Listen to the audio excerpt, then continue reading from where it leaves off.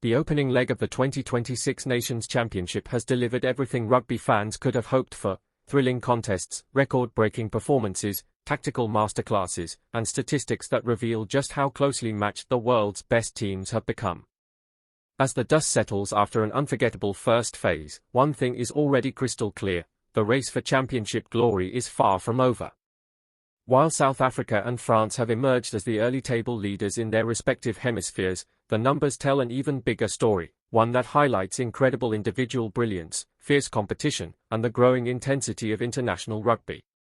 Perhaps the most remarkable statistic of all is that the Northern and Southern hemispheres each won exactly half of their matches, proving that despite different playing styles and philosophies, neither side of the equator has been able to establish complete dominance. The Southern Hemisphere did enjoy a slight edge by scoring 36 more points and crossing for 5 additional tries across the 18-match opening leg, but the overall balance remains incredibly tight, setting the stage for an explosive second half of the tournament. Among the standout individual performers, Maxime Lucu has established himself as the competition's leading point scorer with 37 points. The French scrum half has been in sensational form, and his two-try display against Japan perfectly demonstrated why he has become such a crucial figure in France's campaign. Yet the chase behind him remains intense, with Takaro Matsunaga, Ruben Love, Finn Smith, and Tomas Albornoz all within striking distance, ensuring that the race for the Golden Boot is still wide open. However, if there is one player who has truly stolen the global spotlight, it is New Zealand superstar Will Jordan. Already regarded as one of rugby's most dangerous finishers, Jordan elevated his reputation even further by scoring 6 tries in just 3 matches while simultaneously rewriting All Blacks history. His latest try took him to an astonishing 51 test tries, making him the highest try scorer in New Zealand's rich international history. Breaking such a legendary record is no ordinary achievement, and it once again confirms why Jordan is widely considered one of the most devastating attacking players in world rugby today. Australia's Josh Canham has also impressed with 4 tries, but he still trails the unstoppable Kiwi by 2. Away from the flashy attacking numbers, the defensive heroes have quietly made their own impact. Italy may have endured a difficult campaign without a single victory, yet Ross Vincent topped the tackle charts, narrowly edging Wales captain Jack Morgan by just 1 tackle. It is a reminder that commitment and work ethic often shine brightest even when results fail to follow. Meanwhile, France's Mathieu Jalibert adapted brilliantly after shifting to fullback following Romain Ntamak's return at fly half. Rather than struggling in an unfamiliar role, Jalibert produced an outstanding attacking display, leading the tournament with 268 meters gained, narrowly ahead of England speedster Emmanuel Feijuaboso. Argentina's relentless forward Joaquin Oviedo also made his mark by recording an incredible 60 carries, constantly challenging opposition defenses and showcasing remarkable endurance throughout the tournament. Creative playmakers also enjoyed their share of success. England scrum half Jack van Poortvliet rewarded head coach Steve Boardwick's faith by finishing the opening leg with 4 try assists across 3 starts, making him the tournament's leading creator. Ireland's Jamison Gibson-Park and France's Maxime Lucu followed closely with 3 assists each, while versatile New Zealand back Jordie Barrett also contributed 3 assists to help fuel the All Blacks' exciting attacking style. At team level, South Africa once again reminded the rugby world why they remain one of the sport's dominant forces. The Springboks finished the opening leg as the highest-scoring team with an impressive 130 points from just 3 matches, narrowly edging England's total of 129. While New Zealand completed the top 3 with 121 points. England's impressive tally was boosted significantly by their massive 73-point victory over Fiji, a single performance that accounted for more than half of their tournament scoring output. The Springboks, by contrast, spread their points consistently across all 3 fixtures, reflecting both their attacking depth and remarkable squad balance under Rassie Erasmus. New Zealand once again showcased why they remain one of rugby's most entertaining teams with ball in hand. The All Blacks led the tournament in meters gained, covering an extraordinary 1,767 meters through open play. Scotland followed closely with 1,719 meters, while France finished 3rd despite carrying the ball fewer times than both rivals, highlighting their remarkable efficiency whenever they attacked. Fiji, as expected, produced some of the tournament's most exciting moments with a competition-leading 50 offloads, comfortably ahead of Scotland. Yet while their adventurous style thrilled supporters, their inability to consistently convert flair into victories ultimately left them with a disappointing points differential of -96. Italy's statistics painted a similarly fascinating picture. Despite finishing without a victory and suffering a -94 points differential, they completed an astonishing 632 tackles at an impressive success rate of 87.1%, underlining both their resilience and the enormous defensive workload they faced throughout the campaign. The tournament's popularity has also continued to grow off the field.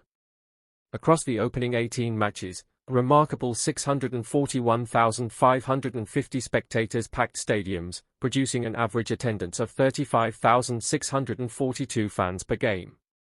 The biggest crowd came during Fiji's home fixture against Scotland, played at Scottish Gas Murrayfield, where 55,125 supporters created an unforgettable atmosphere while also setting a new national attendance record for Fiji. Forced to play their home fixtures overseas due to infrastructure limitations, the Flying Fijians attracted tremendous support in venues across the United Kingdom, highlighting rugby's expanding global appeal and the passionate following the Pacific Islanders enjoy around the world.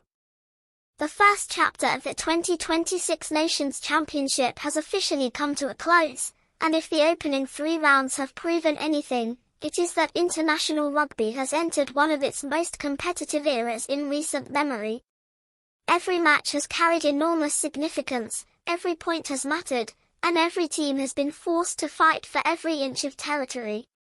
While South Africa and France currently sit proudly at the top of their respective hemisphere standings, the numbers behind the tournament reveal a much deeper and more fascinating story.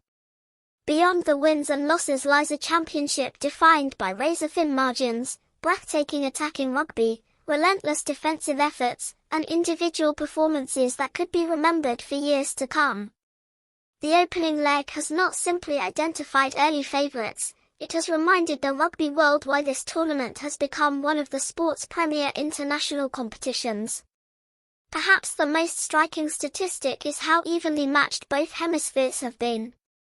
Despite different coaching philosophies, contrasting tactical approaches, and unique styles of play, the Northern and Southern Hemisphere nations have each claimed exactly 50% of the victories during the opening 18 matches.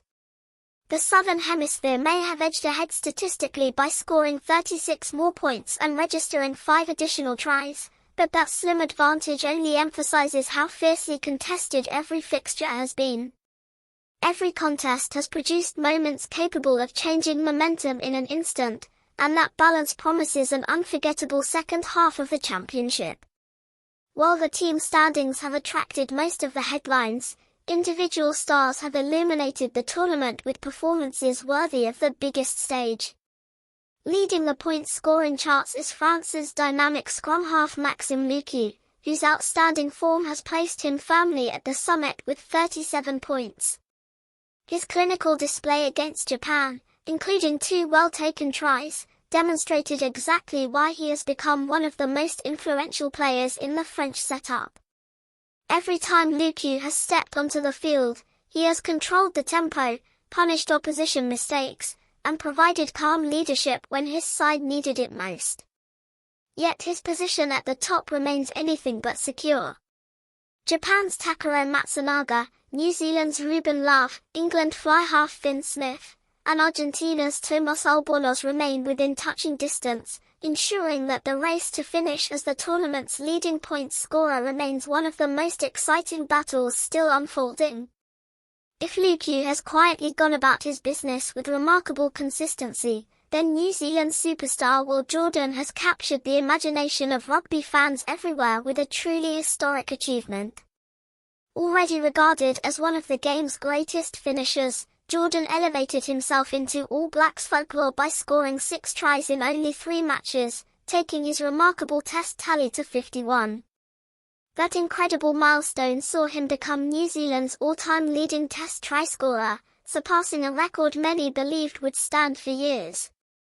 Every time the All Blacks created space out wide, Jordan seemed to appear exactly where he was needed, combining blistering acceleration, flawless positioning, and exceptional finishing ability.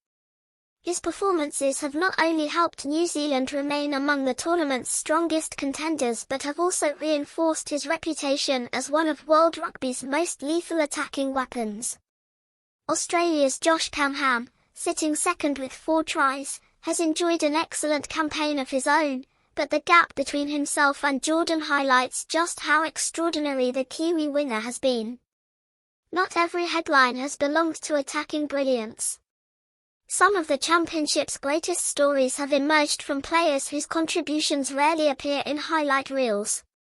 Italy endured a frustrating tournament without recording a victory, yet Ross Vincent embodied determination from start to finish. Leading the competition's tackle count by a single tackle over Wales captain Jack Morgan, Vincent repeatedly threw himself into defensive collisions despite his side often spending long periods without possession. It was a performance built on courage, resilience, and commitment rather than glamour. Wales captain Morgan delivered a similarly tireless campaign, once again proving why he is regarded as one of the game's premier defensive forwards. France's Mathieu Jalibert also deserves enormous praise for his adaptability. Normally operating at fly half, he shifted into the unfamiliar role of fullback following Romain Tamac's return to the number 10 jersey. Instead of struggling with the positional change, Jalibert flourished. He led the entire championship with 268 running meters, consistently slicing through defensive lines and launching dangerous counterattacks from deep. England's explosive wing Emmanuel Feijuiboso finished just 13 meters behind, continuing his rapid rise as one of rugby's brightest attacking talents. Argentina's tireless back rower Joaquin Oviedo meanwhile topped the carries chart with an incredible 60 carries, repeatedly charging into heavy traffic and refusing to back away from the toughest physical exchanges. The creative players have also left their mark. England scrum half Jack van Poortvliet repaid the faith shown by head coach Steve Borthwick with 4 try assists across 3 starts, leading the competition in playmaking contributions. His crisp passing, quick decision-making, and intelligent kicking repeatedly unlocked opposing defences. Ireland's Jamison Gibson-Park and France's Maxime Lucu each registered 3 assists, while versatile New Zealand playmaker Geordie Barrett matched that total by creating scoring opportunities from multiple positions across the back line. At team level, South Africa have once again demonstrated why they continue to set the standard in international rugby. The Springboks finished the opening leg as the tournament's highest-scoring side with 130 points from only 3 matches. England finished just 1 point behind on 129, although more than half of that total came during their spectacular 73-point victory over Fiji. South Africa's achievement perhaps carries even greater significance because their scoring was spread consistently across every fixture, reflecting outstanding balance rather than relying on one explosive performance.